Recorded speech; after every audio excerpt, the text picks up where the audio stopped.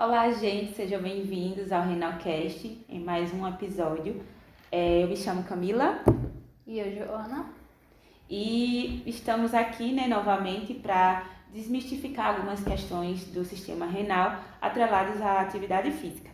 E estamos com um convidado ilustre, um convidado muito especial, que é o Dr. Cristiano, que veio aqui para participar, junto com a gente, justamente para a gente entender um pouco melhor a respeito da hidratação durante o exercício físico, junto com o artigo produzido por ele e toda a sua equipe. E aí gostaríamos que o senhor se apresentasse e falasse um pouco sobre o objetivo desse artigo. Então, boa noite, pessoal. Boa noite. Boa noite. O objetivo do artigo é levantar a discussão sobre se a hidratação deve ser feita baseado na sede, se ela é suficiente, ou se nós poderíamos aderir a protocolos de hidratação, por exemplo. Pode ser uma discussão interessante para o momento. Como o seu artigo ele fala sobre a questão da perda hídrica pela sudorese, principalmente em ambientes quentes, O que o senhor tem a falar referente a essa questão? Se há essa disparidade,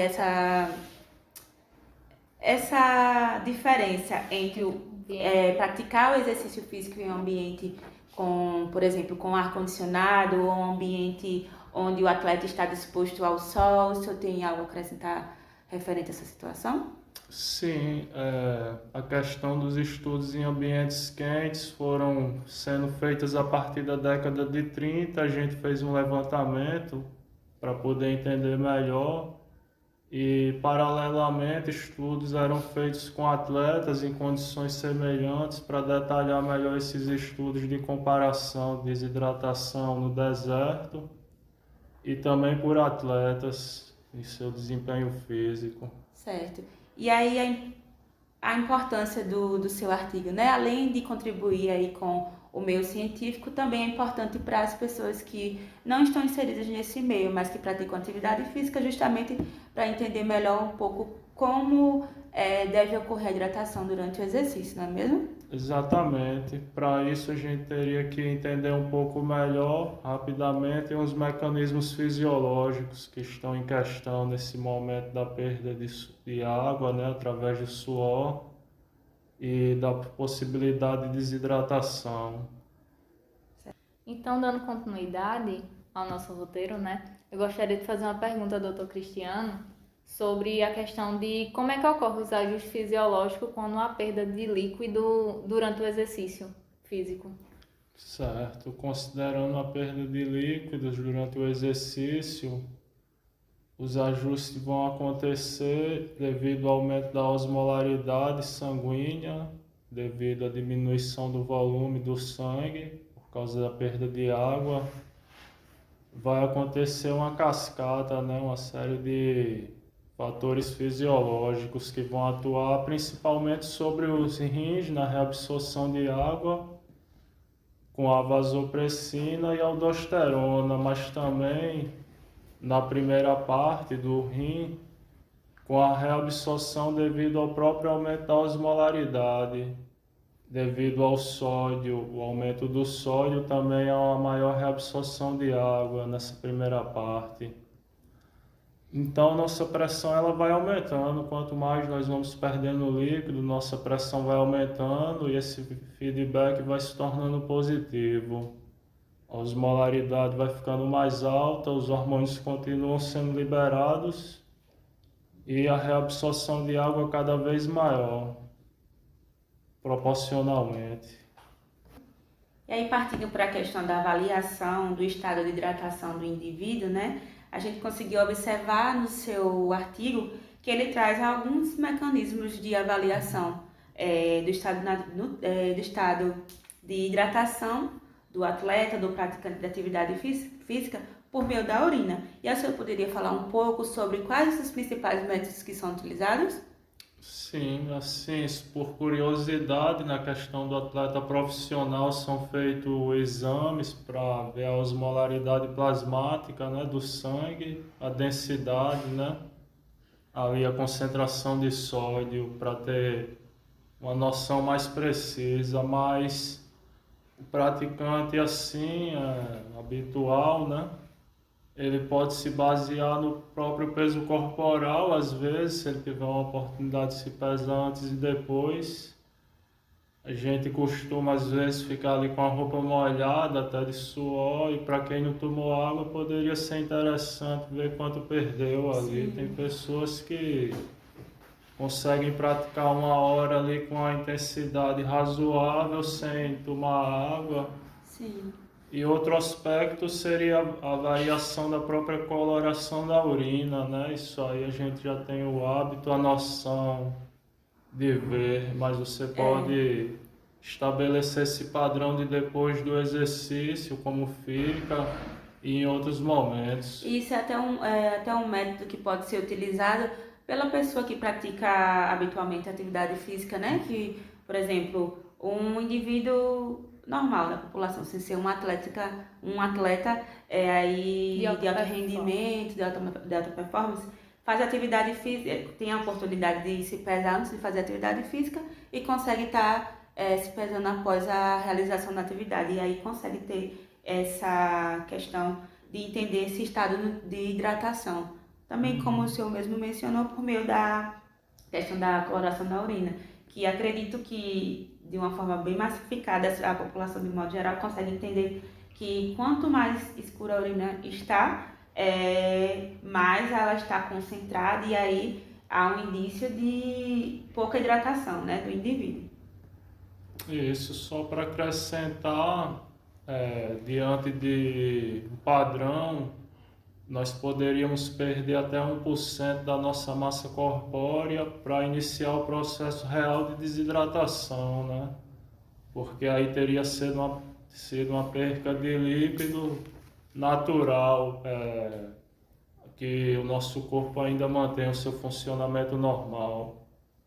Entendi. Então, qual deveria ser a recomendação de acordo com o estudo para essa questão da hidratação para evitar essa coloração mais escura da urina e os outros aspectos que a gente consegue enxergar em relação à desidratação? Então, só para iniciar, fazer uma pequena diferenciação. A perda de líquido durante o exercício ou em outros momentos é normal, né, até certo ponto. Você não poderia evitar totalmente que a coloração ou que você variasse um pouco da sua osmolaridade plasmática, né? Mas há recomendações, né, da National Athletic Trainers Association, por exemplo, para tentar prevenir a desidratação, já que para eles os atletas não têm a capacidade de repor a quantidade de líquido suficiente para não ficar desidratado, o que eu acho questionável, né? A partir do momento que a gente tem um mecanismo interno que foi desenvolvido durante milênios e você ficar olhando para tipos de controle externos a você quando você tem um interno muito bem regulado para isso. Então, isso acaba refletindo um pouco do estilo da nossa sociedade, que é obedecer, seguir as regras, algo mais externo, enquanto na verdade a gente tem que pensar um pouco mais sobre como tomar decisões importantes, por exemplo, como essa. Essas associações, né, elas recomendam ingestão de líquido 2 a 3 horas antes, 500 ml, reposição conforme as perdas durante o exercício ou a cada 15 ou 20 minutos, uma quantidade determinada. Mas então pesquisas recentes que nós estamos acompanhando vem mostrando também prejuízos em relação a essa estratégia de definir a partir de um controle externo como o indivíduo deve se hidratar. Por exemplo, na maratona de Boston, foi levantado que 15% dos participantes chegaram no final com hipometria, que é excesso de água, né, no sangue, o que diminui também a osmolaridade, que é a quantidade de sódio. Isso leva a riscos adicionais, que em casos extremos também pode levar à morte.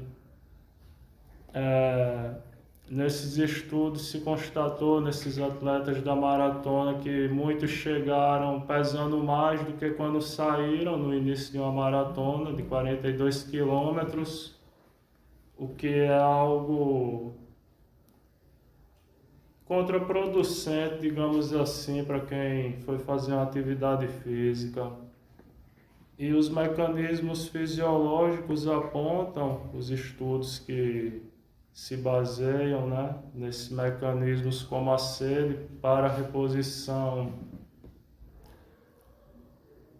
de líquidos para a nossa hidratação, elas têm demonstrado que os indivíduos têm se mantido hidratados conforme a reidratação, conforme a sua sede natural, porque eles costumam repor ali 70% do que eles perderam, entendeu? Eles ficam com 70%, exatamente isso. Então ele não chega a se desidratar e nem a prejudicar a sua atividade física naquele momento. Se vocês quiserem interpor alguma coisa, mas eu só queria reforçar que esses mecanismos fisiológicos, eles são capazes de nos manter num estado otimizado durante um tempo da atividade física, no qual a gente não precisa tomar água. Vou dar um exemplo. A gente estava jogando futebol quando era criança, jogava todo dia. E aí às vezes você ia beber água naquele momento, aí o parceiro dizia, não, vai esfriar agora, você no clímax, entendeu? Isso pode resultar em um gol, digamos assim, para o adversário. Tá certo que é uma pelada, mas o jogo ele é um ritual, entendeu? Tudo tá em jogo ali, só ninguém vai morrer no final. Sim. Mas a gente dá o nosso melhor. Até porque as recomendações, né, das associações envolvidas nessa questão da hidratação, elas são muito específicas, de temperatura de água, quantidade correta, o que aí também limita um pouco a abranger essas recomendações para a população de modo geral. E aí ficaria mais direcionada realmente para atletas que precisam ter esse controle hídrico para que não chegue à desidratação, né? O que leva aí para a gente seguir para o próximo ponto do seu artigo, que fala sobre se a sede ela é suficiente para repor fazer a reposição, né, desses líquidos ao corpo. E aí você acha que realmente, de acordo com a discussão do que foi visto nesse artigo, tudo que foi colocado até o momento que o senhor conseguiu também observar com esse estudo de revisão, se só a sede ela é suficiente para repor os líquidos, ou se além da sede a gente precisa ter uma ingestão maior para que não venha ocorrer justamente a desidratação do corpo, do organismo. Assim, basicamente, esses parâmetros eles são importantes para nos dar um direcionamento, né? Eu sei que eu vou praticar atividade física daqui a pouco, então eu me lembro desses procedimentos e de repente eu vou tomar meio litro aqui, porque hoje durante o dia eu também não tomei muita água. E às vezes você não está sentindo tanta sede devido àquele mecanismo de aumento da tolerância, né? A sensibilidade da sede. Então isso ajuda. Porém a sede ela é confiável, certo? Poderia dizer que ela é confiável. Os atletas de alto nível também costumam se embasar nela. Se você vê um maratonista, ele está conectado no que ele está sentindo naquele momento e a quantidade de água que ele ingere é mais para molhar a boca e dar aquela sensação psicológica de saciedade. Ele não consegue absorver muito durante a prova. E ele também vai sentindo o seu ritmo, a temperatura do seu corpo, e ele tenta se manter no estado otimizado, que é exatamente esse de não pode ter muita água e nem ficar desidratado, digamos assim, e juntamente com o seu esforço muscular. Bom, com toda essa discussão que a gente teve aqui, com a compreensão que a gente conseguiu verificar, né, com o artigo, a gente conseguiu entender que realmente a sede ela é suficiente para repor esses líquidos que são perdidos durante a atividade física, principalmente por quê? Porque o sistema nervoso central ele é capaz de dar se não houver nenhuma alteração que venha a bloquear alguma resposta, algum feedback, o sistema nervoso central ele é capaz sim de perceber e indicar o organismo de forma completa o que é necessário naquele momento. Então, não seria diferente com relação à sede. E aí, por fim, né, a gente quer agradecer ao doutor pela sua participação. Obrigada, doutor. Mais que especial pra gente poder discutir. E aí, estamos disponíveis, caso vocês tenham alguma dúvida, aí no fórum podem fazer perguntas, estamos disponíveis para esclarecer. E aguardamos vocês no nosso próximo episódio. Obrigada pela participação. Obrigada. Hello, cast.